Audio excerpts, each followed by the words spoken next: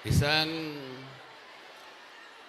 mainit at masayang pagbati po ng International Women's Day sa inyong lahat. Natatandaan ko po yon, March 8 dapat yon kahapon dahil birthday po yan ng aking kaisa-isang babaeng minahal sa aking buhay. Ito po.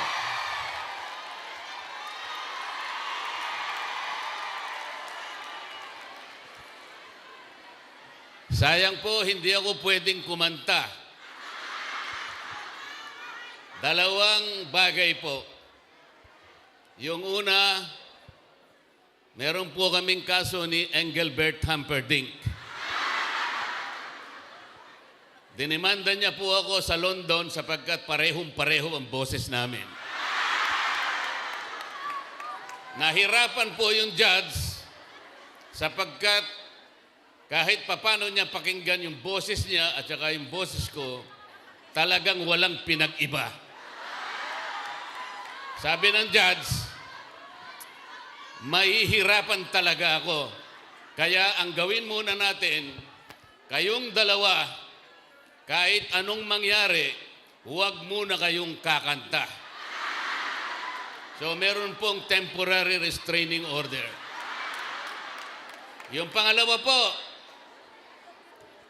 nangako po ako kay PRRD na kung ako po'y kakanta, kailangan duet kaming dalawa.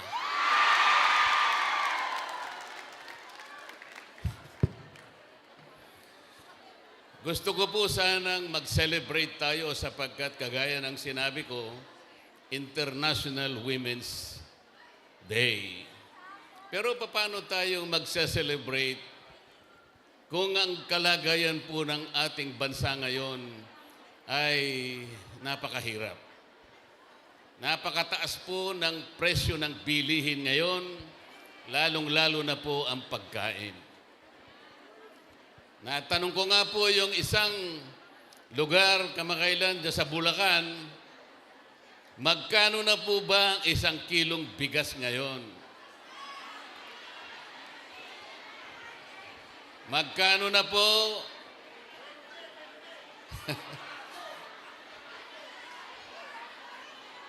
Natupad po ba yung pangako?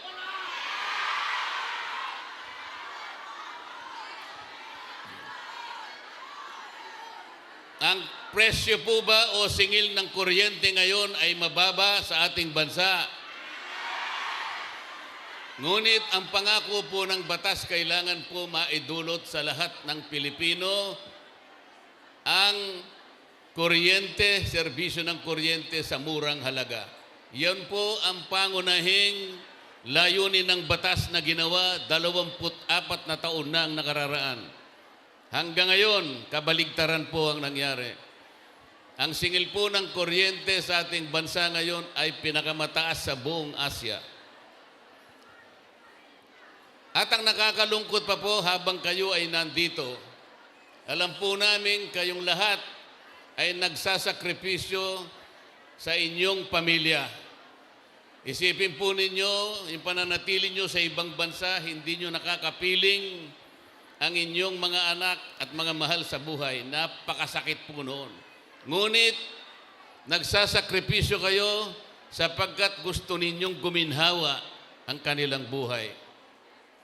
Ganon din sana ang naisin ng bawat isa sa atin. Sana po'y makabalik kayo sa ating bansa na ang kondisyon ay hindi na ganito. Sapagkat pananagutan po ng Estado na pangalagaan ang lahat ng mamamayan. Ngunit ang nangyari po ngayon, ang katiwalian at korupsyon sa ating bansa ngayon ay lubog na ang ating bansa. Baka hindi po ninyo alam, halos 30% ng pera ng kabangbayan ay napupunta sa bulsa ng iilan. Ano po ang epekto nito sa atin ngayon? Lalong lumubha po ang kalagayan, kahirapan sa ating bansa. Bumagsak ang kalidad ng edukasyon. Bumagsak din ang kalagayan ng ating public service, transportation, communication, pati po yung pangkalusugan, wala na rin po. Paano po ngayon at paano natin naasahan na kayo'y isang araw ay babalik sa ating bansa sa ganitong kalagayan? Kailangan po ay pagtulungan natin. Ang una po nating dapat gawin ay pakaingatan natin ang mga boto natin sa susunod na eleksyon. Malapit na po yan. Malapit na po yan.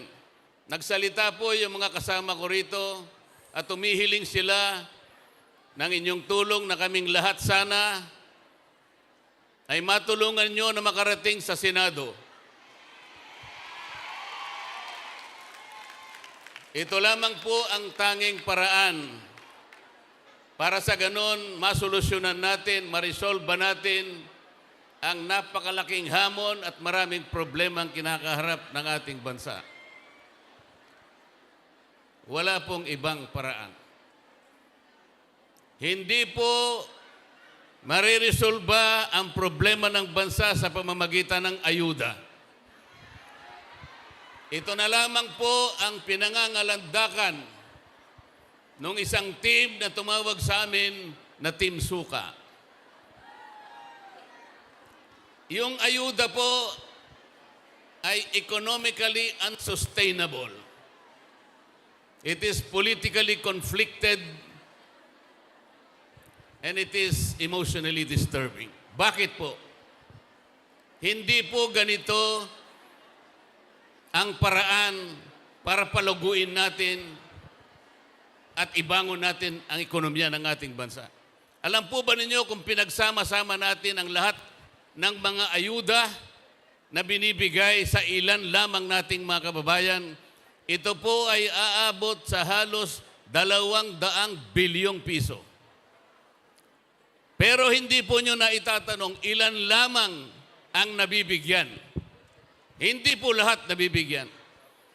Ang tansya po namin, 10% lamang ng mahihirap sa ating bansa ang nabibigyan. Sa makatwid, yung 200 billion na ayuda ay nasasayang lang.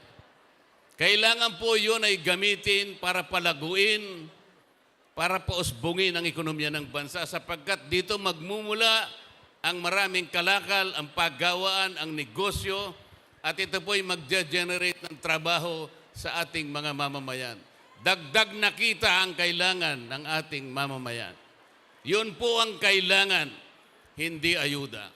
Kaya ako lalapit po, sasabihin po ninyo ito, sa mga kababayan natin, sa mga kamag-anak ninyo sa ating bansa, kapag sila ay may daladalang ayuda, tanggapin po ninyo, ngunit huwag kayong magpasalamat sapagkat ang ibibigay nilang ayuda sa mga kamag-anak nyo sa Maynila, yun po ay pera din ng bayan. Galing po sa ating buwis ang ibibigay sa kanila. Huwag po kayong magpasalamat, sabihin po ninyo sa mga kamag-anak ninyo. Ito po'y pera ng bayan na pinadaan lamang sa kanilang kamay para siguro ipaisip nila o ipagkunwari na akala mo galing sa kanilang bulsa. Hindi po. Sabihin po ninyo sa ating mga kababayan sa ating bansa, huwag po kayong masisilaw sa kislap ng konting salapi. Huwag ninyong ipagpapalit ang kinabukasan ng ating bansa. Huwag ninyong ipagpapalit ang dangal ng Pilipino. Yung 10,000 ibibigay nila, halimbawa, ang katapat po noon sa loob ng 6 na taon, 5 piso isang araw. 5 piso isang araw. Hindi po yan ang paraan para mabuhay ang ating mga mamamayan. Kawawa po sila, lalong-lalo na po kayong lahat na nandito. Tinutulungan po natin sila, ngunit hanggang kailan po ang pagtulong? Sa inyo't gusto ninyong umuwi rin at makapiling ninyo ang inyong mga mahal sa buhay. Dapat ang ating bansa maihanda natin, maitalaga natin sa mga kondisyon na kapag darating ang panahon na kayo'y uuwi, ang ating bansa naman ang gaganti sa magandang sakripisyong ginawa ninyo sa panahon ng inyong pananatili sa ibang bansa. Yun po ang dapat mangyari. Dapat makapiling ninyo ang inyong mga mahal sa buhay sa lalong madaling panahon. At sa pangangalaga ng isang bansa na nandun po lahat ang biyaya, kayang-kayang mabuhay ng marangal at disente ang ating mamamayan.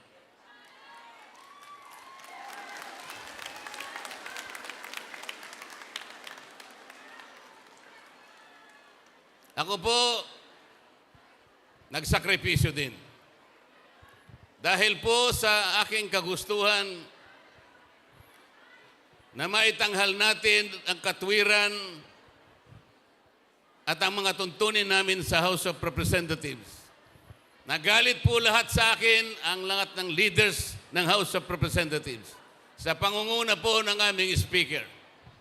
Ayaw kong sumali noon sa paghihiring, sa pagdinig, sa prangkisa ng SMNI sapagkat mali ang kanilang gagawin. Doon po unang nagalit sa akin ang leadership ng House of Representatives. Lalong-lalo na po nung dumating ang Quadcom.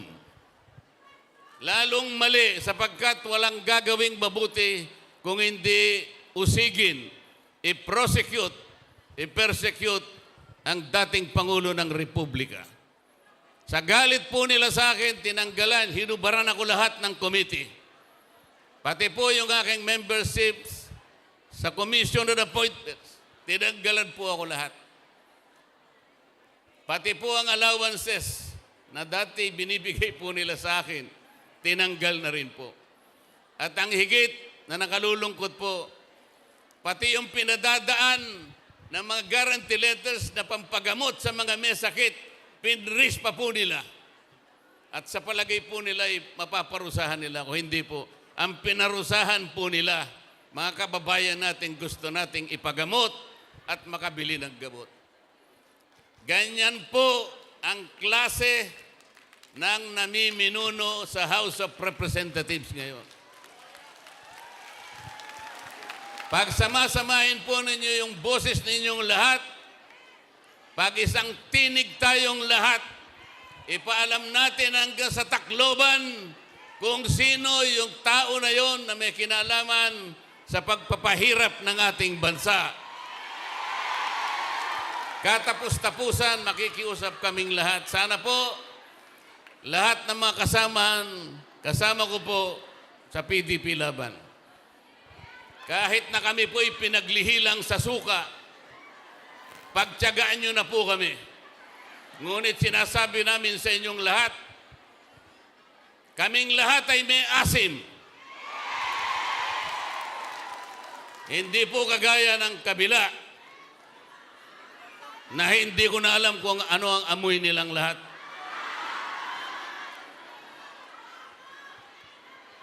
Salamat po sa dating Pangulong Rodrigo Duterte sa pagkakataong ibinigay niya sa atin para magkita-kita tayo sa araw na ito. Isang makasaysayang araw po ito. Natatanawin kong malaking utang na loob sa aking buhay. Itatala ko rin po ito na personal kong experience at hindi kakalimutan habang ako'y nabubuhay. Sana po kaming lahat ay makabalik sa lugar na ito para pagsaluhan natin ang ating pinagsamahan sa araw na ito. Lalong-lalo na po kung kaming lahat ay babalik dito bilang ganap na senador ng ating Republika. Maraming salamat po sa inyong lahat.